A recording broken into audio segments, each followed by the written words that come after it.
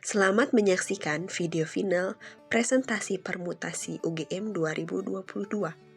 Yang terhormat Bapak dan Ibu Dewan Juri, yang saya hormati kakak-kakak panitia, dan yang saya banggakan rekan-rekan finalis permutasi UGM 2022, juga penonton video YouTube dimanapun Anda berada.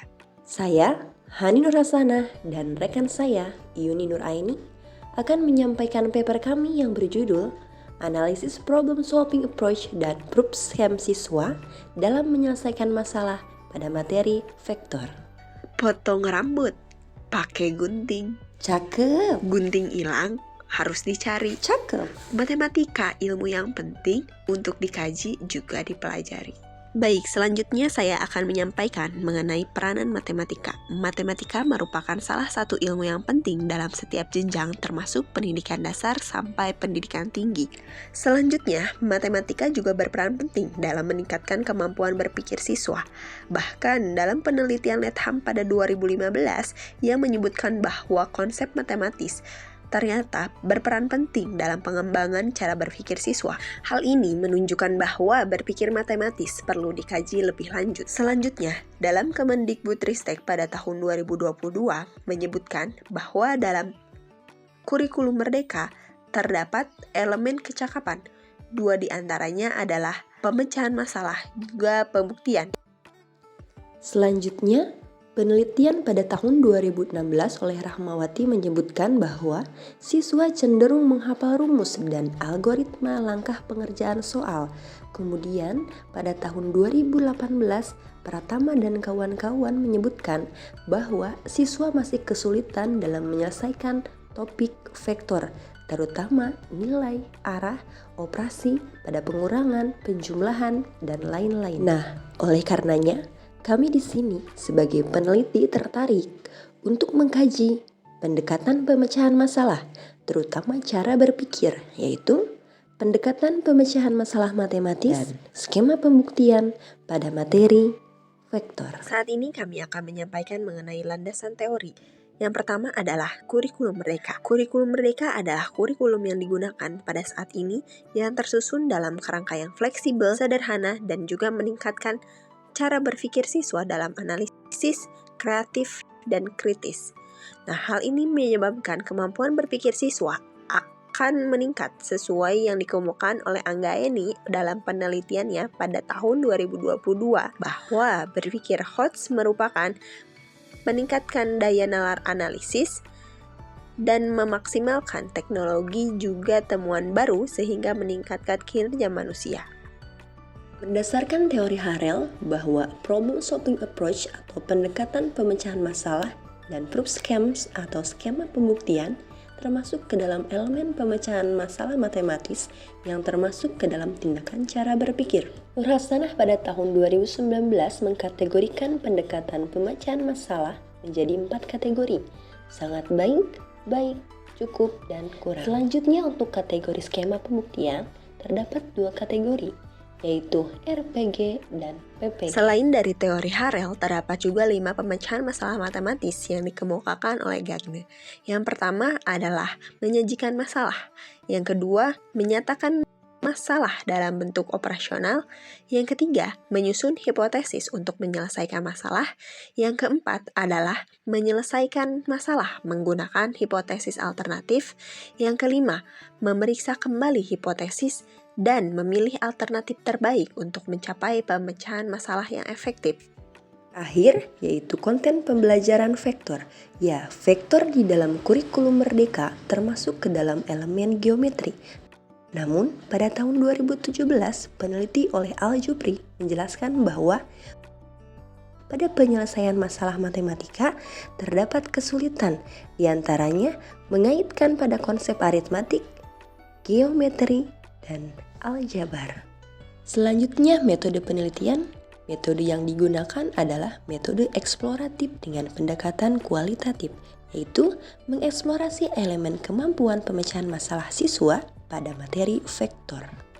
Kemudian, subjek penelitian adalah 6 orang siswa yang mempelajari materi vektor dan untuk pengambilan datanya melalui observasi, literatur, tes hasil, dan juga wawancara pada peserta.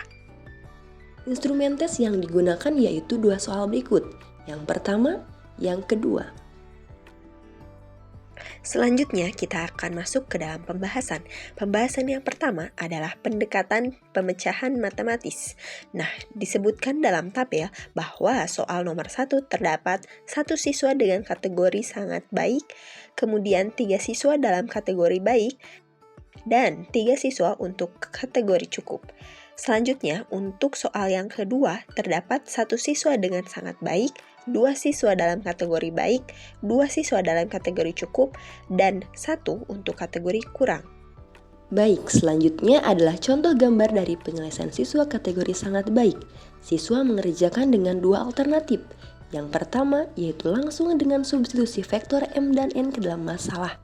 Sedangkan untuk alternatif yang kedua, siswa menggambar terlebih dahulu bangun segi 6 beraturan dan kemudian menyelesaikannya sehingga diperoleh penyelesaian efektif dan jawaban benar. Selanjutnya, pada gambar kedua, siswa termasuk ke dalam kategori baik. Siswa mengerjakan soal sama dengan gambar yang pertama, namun hanya satu strategi. Ketika dilakukan wawancara, siswa tidak menemukan strategi lain, namun jawabannya benar. Gambar yang ketiga, siswa termasuk ke dalam kategori cukup.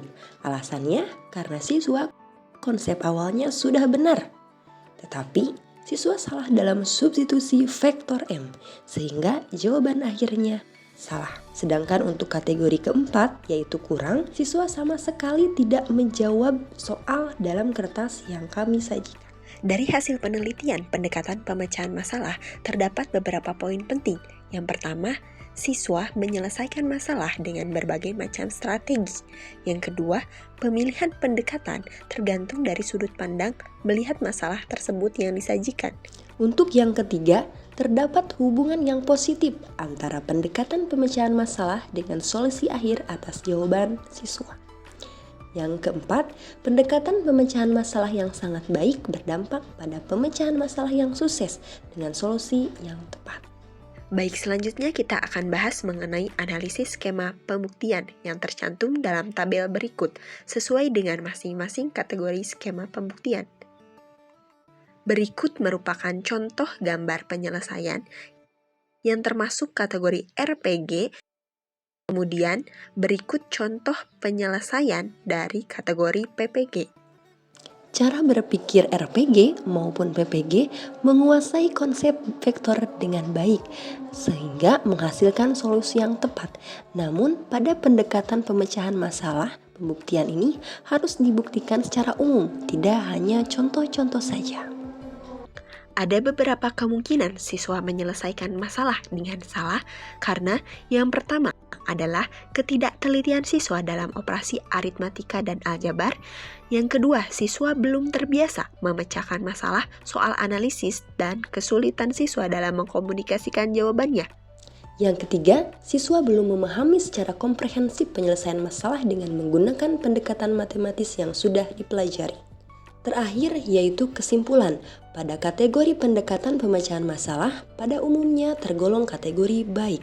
Sebagian besar siswa mampu membuat strategi penyelesaian masalah.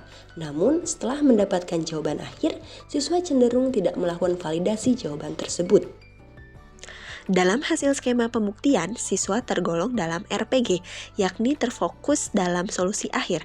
Meskipun jawabannya tepat, namun masih banyak siswa yang kurang memahami konsep, juga memahami proses akhir hingga mendapatkan solusi tersebut.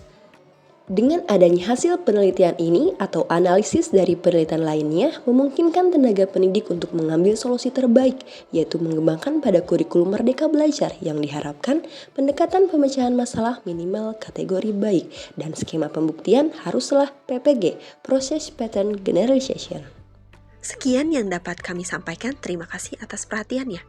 Kak Ginting, atlet badminton. Cakep. Udah keren, juga gentleman. Cakep. Terima kasih sudah menonton, jangan lupa like dan komen. Sampai jumpa.